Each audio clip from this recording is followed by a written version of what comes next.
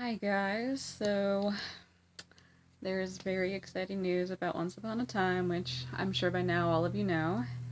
There is definitely going to be a season 7, which is awesome.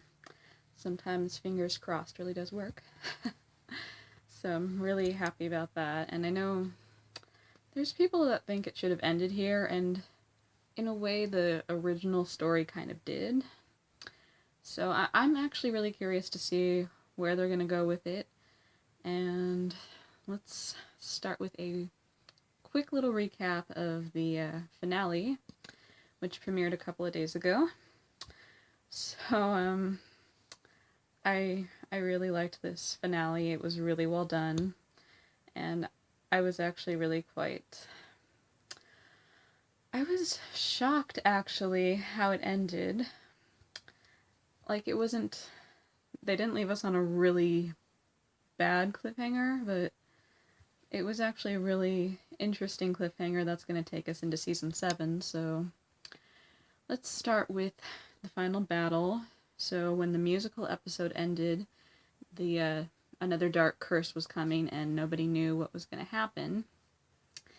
And let's start from the beginning of the episode. So I have it divided into 3 different plots. So the first one is called The New Story. We see a man running through the enchanted forest, and all we know is that we're in the enchanted forest and it's during a time of upheaval. That's all we know. He goes to a place and he finds his daughter, who we now know is named Lucy, and he tells her that she needs to run and keep the storybook safe, which is the Once Upon a Time storybook that Henry has in the past. So he tells her to run because some kind of darkness is coming. We don't know what this is or how it fits into the story yet. And basically, the darkness takes him away, but Lucy manages to escape. I have some theories about what this darkness is, but I will get to that later. So, plot 2, we're back where the curse is happening, and I don't know if I came up with a name for it. Let's see. I just called it the new curse. I'm very unoriginal. Anyway, so Henry wakes up and he's the only one that we know that is aware of what's going on.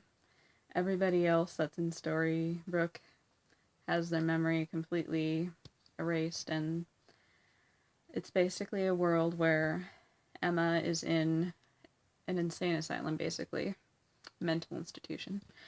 And it's because she and Henry believed in fairy tales and they made it like it was all real and it took over their lives, that kind of thing.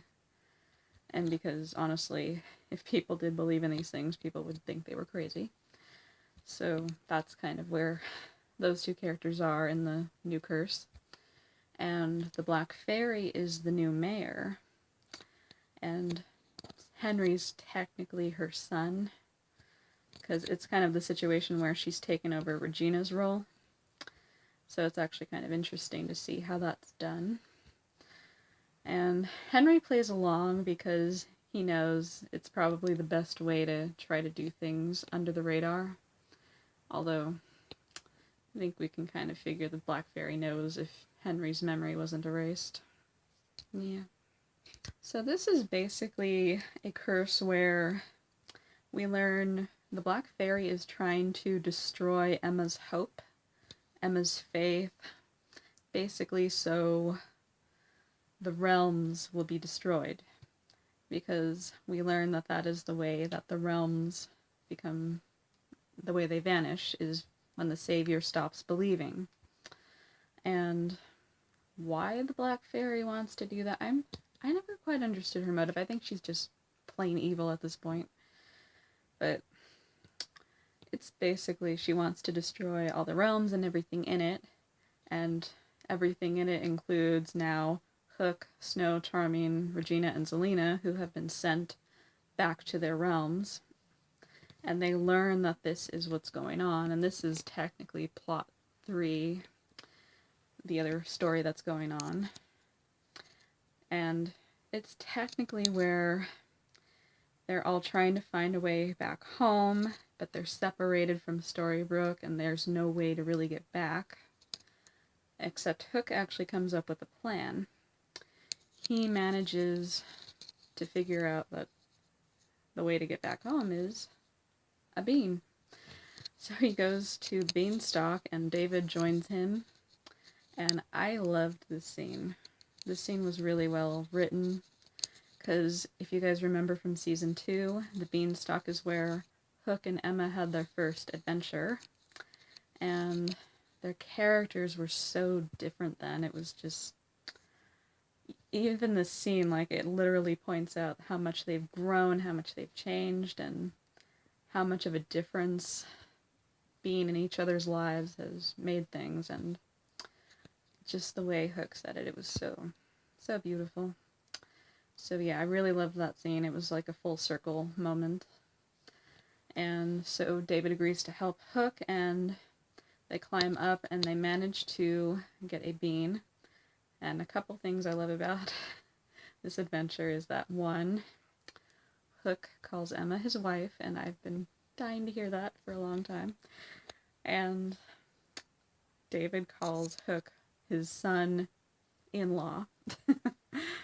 And I just love that they've adopted those names, and I always thought it was going to be weird, and in a way it kind of is, but it's nice that they've all accepted their roles and their places, and that they're all family now, which is nice.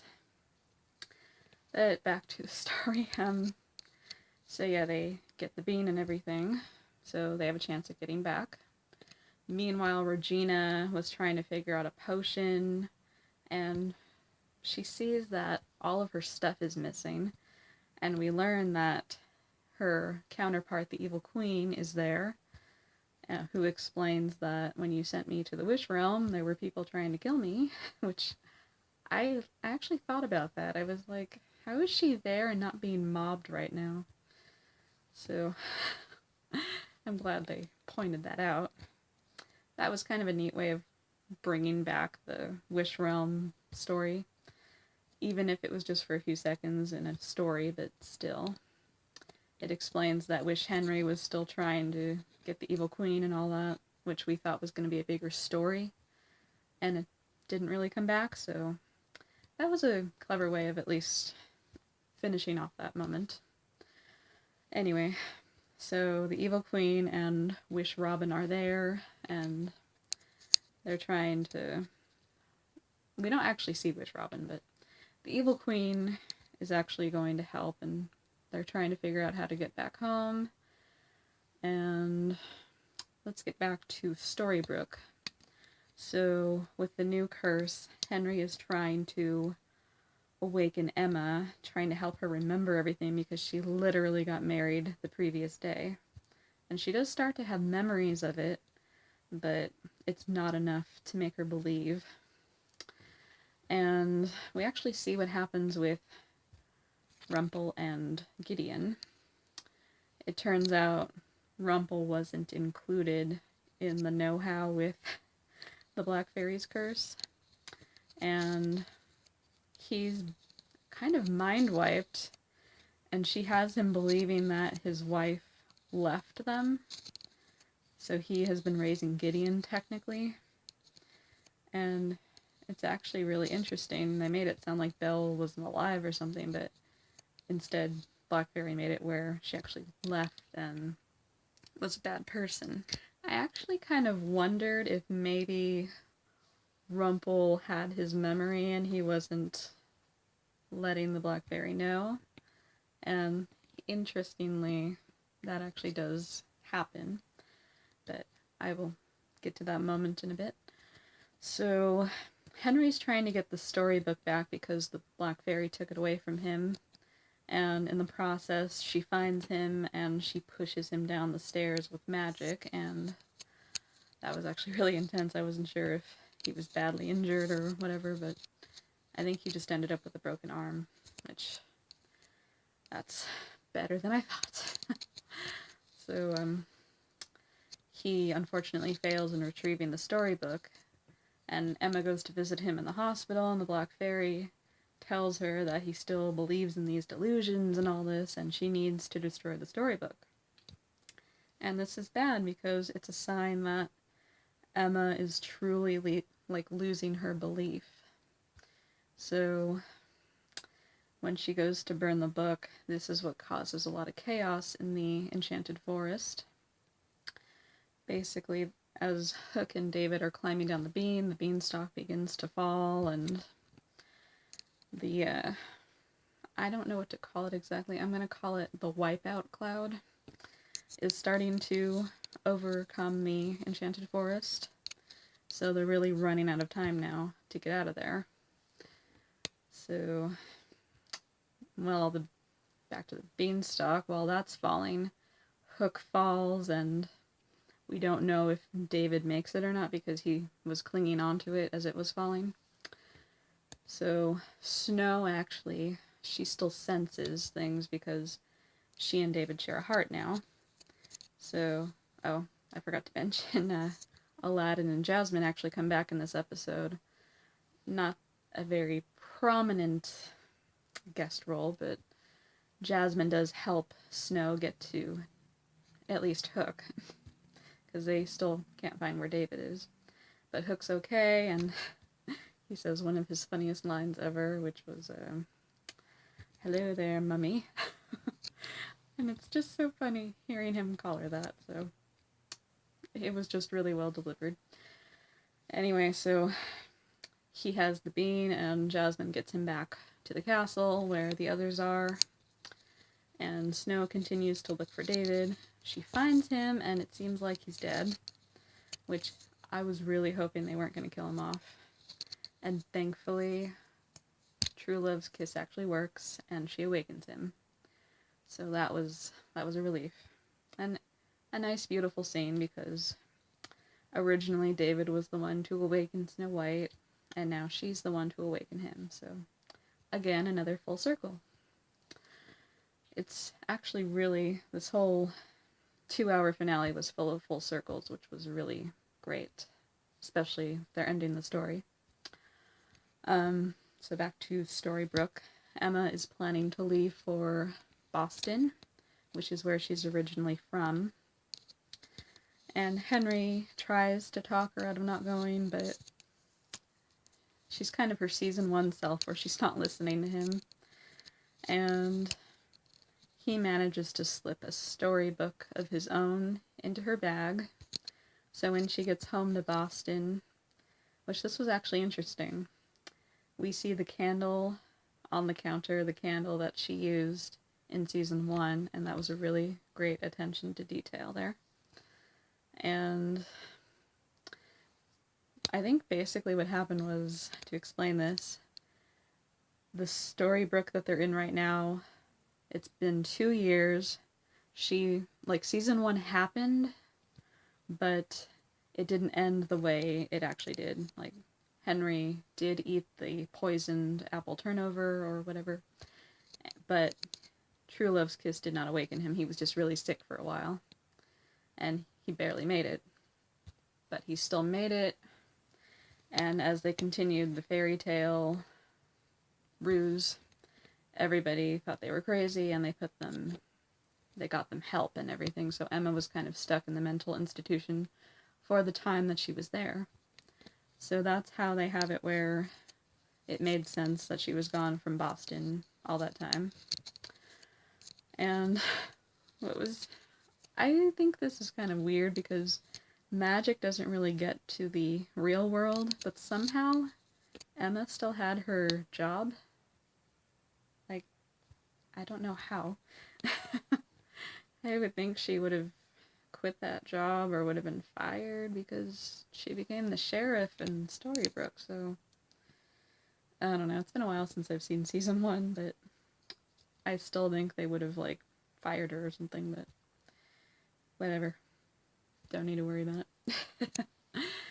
Anyway, so she finds the storybook that Henry slipped into her bag, and she sees all these drawings that he did to try to remind her of who she is and where she comes from. And we don't know if it works yet. So Henry has to come up with a plan. He's planning to defeat the Black Fairy himself. He goes to Gold and he's like, I know you're not faking, come on now. And we learn that Rumple is in fact aware of what's going on. And he gives him a sword and a mirror to connect to the Enchanted Forest. And he tells him that he's going to go defeat the Black Fairy, because he tried to awaken Emma, but it didn't work. So it's up to him now. And Regina is really anxious because she really wants to get back so he doesn't face her. And the bean that Hook brought them, it's dead by the time he gives it to them, because all of the magic is being sucked up because of the Savior's disbelief now. So she's trying to revive it, but there's really no time. And they all gather into a room, and the evil queen is actually going to try to stop, or at least slow down, the curse. Or the wipeout cloud, as I called it. And this is actually really neat seeing, like, they already redeemed the evil queen when they made her semi-good. But they actually continued her redemption by doing this, and I really liked that they did that. I felt like it was a more satisfying ending with that. So they have her slow down the wipeout cloud, and as everybody's trying to figure out how to get back, it's not working, and they're about to be destroyed. As Henry is about to face the Black Fairy, Emma shows up, and this stops the wipeout cloud, because even though she still doesn't remember, she is starting to believe again. And this is enough to save the realm, at least stop the wipeout process. And so she's promising Henry that even though she doesn't remember, she read the book, and that is the person she wants to be. She wants to be a hero. And she's willing to face the Black Fairy and do what Henry tells her is going on. So I thought that really showed the connection that they have, and it's really a nice moment between them. Meanwhile, Rumple is trying to find Belle, and he finds her in a house, and she's very cowardly, like she's really lost the fight and everything in her. And this makes Rumple really mad at the Black Fairy. So the Black Fairy, knowing that things aren't going so well, she goes to Gold's shop, and she's looking for her wand. And Gideon is there, and she commands him to put the phone down because he was going to call Rumple. And he feels he has to oblige, and you know why? Because she still has his heart. She gave Rumple a fake one. So I actually wondered if he got the real heart back. And turns out he's still under her control. So here's what the Black Fairy does. Once she gets the wand, she has the code that Henry wrote down when he was possessed, and she can use this to win the final battle. And I think this is what permanently sets Gideon's heart, like, permanently sets the command to kill Emma. And she's explaining when Rumple comes by, after she learns that he knows, she tells him that even if he kills her, Gideon is still going to kill Emma, and there's no way to stop it, even commanding his heart. So, she always finds loopholes. He still destroys her once he gets the wand, and this breaks the curse. So now everybody is able to get back to Storybrooke, and everybody remembers what's going on. And just as Emma remembers, Gideon shows up, like, seriously, great timing. So they manage to keep Gideon locked in a room for a while, and they get outside and they meet everybody who's returned from the Enchanted Forest, and they're talking about how they're gonna defeat Gideon. Emma can't kill him because the whole point of this is that evil can't kill light. Light has to snuff out light. And that is what brings darkness. True darkness. So Emma can't even kill Gideon, which that really would have been awful if she had, because he's still Rumple and Belle's son. So they're kind of facing that issue. Emma doesn't really know what to do, but when Gideon shows up, she knows she has to fight. There's no other way around it. So meanwhile, Rumple and Belle are trying to find Gideon's heart, and they know where to find it. It's in the mines. And Belle hurts herself, so Rumple has to go on to find the heart on his own. And when he does, he's about to command Gideon to stop, but his evil self shows up. And I think it's kind of like what Emma went through in season 5, where she saw evil Rumple. So we actually finally get to see Rumple dealing with the voices in his head. And he's trying to say, like, this isn't what you want, this isn't who you are, that kind of thing. And Rumple says, I was once supposed to be the savior, and this is something I have to do. And he does choose to stop Gideon. Unfortunately, it doesn't work, because the fairy set a lock on his heart. So while Gideon and Emma are fighting, she feels like there's really no way out but to sacrifice herself. So she drops the sword, and right before Gideon kills her, he says, I'm sorry, I was hoping you'd be the one to stop this. And unfortunately, he kills her. And this was actually quite shocking that this happened. But thankfully, Henry gives her true love's kiss. And again, another full circle when Emma kissed Henry in the season 1 finale, and it broke the curse. So he kisses her, and he awakens her and brings back the light. So I loved that full circle. Because that was the heart of the show right there. So everything's okay now. And Rumple and Belle find a baby in the mines. And it turns out they get a second chance at being parents with Gideon, because older Gideon disappeared when all of that happened. So I like that they actually get a second chance at being parents.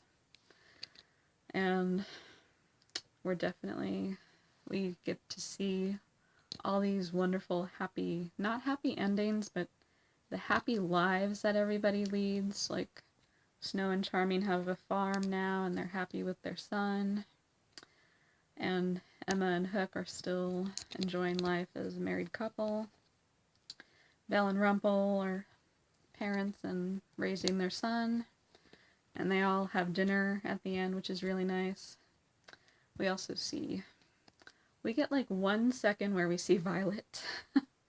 Because I thought we were going to see her a little more in the finale, but because I thought after last season she was going to be a more prominent character in Henry's life, but we're probably going to find out more about her in the next season, which I'm going to get to that in a second. So yeah, they're all having dinner and it's all happy, and they end with a tableau of that picture. And we see that the picture is in a book that Lucy is reading. She is now in Seattle on a train heading somewhere. She goes to an apartment building, she knocks on a door, and who answers but the man who is her father. And she confirms for us that he is Henry Mills. Older Henry Mills. We're assuming it's maybe 10 years later into the future, but not quite positive on the timeline yet. I'd like to think that he's actually 28 years old, because that would be perfect. So, yeah.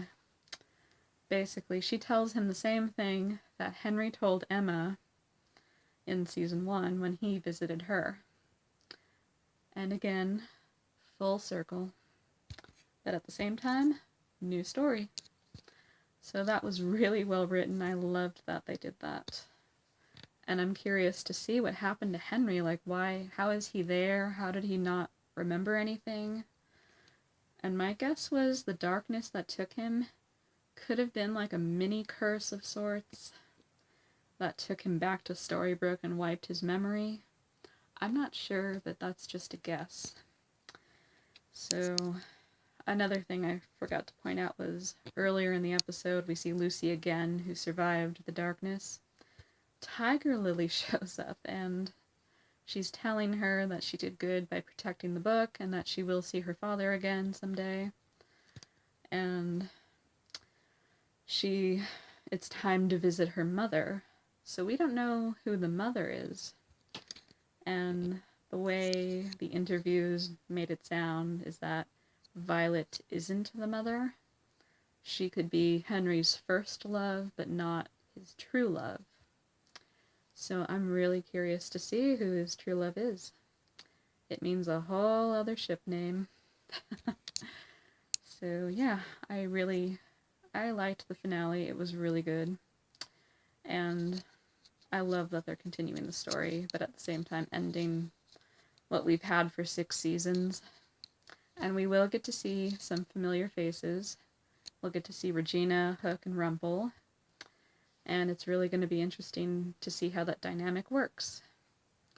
I'm really going to miss all of the characters that are leaving, all of the actors. They're so amazing. They made the show what it is. And there's just really no words to describe it. I'm sad, but at the same time I'm happy that they're getting to do other things in their lives, which is good. And they have definitely set the standards for the show, and they did it beautifully. Like, Snow White became more than just a damsel in distress. She was a fighter. She was someone who truly cared and believed and hoped. And it was just beautiful how that translated on screen, on the small screen. And Prince Charming became more than just a 5-minute character. Like, if you've seen the movie. They made him a much more in-depth character, and they did a great job with it. And Emma Swan, this new character we've never heard of, Jennifer Morrison did a great job bringing her to life and making her her own character. We now have a new princess, Princess Emma Swan. And that is all because of Jennifer Morrison. So, I am in awe of all that I've seen, and I am excited for the next chapter, or technically the next storybook. So yeah, it's been quite a journey, and I'm sure there are other things I wanted to say, but all I'm going to say is that Season 7 is going to be awesome, and I had fun doing these videos, and hopefully I will see you guys next season. Alright, have a good day, guys, and hope you enjoyed the finale, and I'll see you soon. Goodbye, and good day.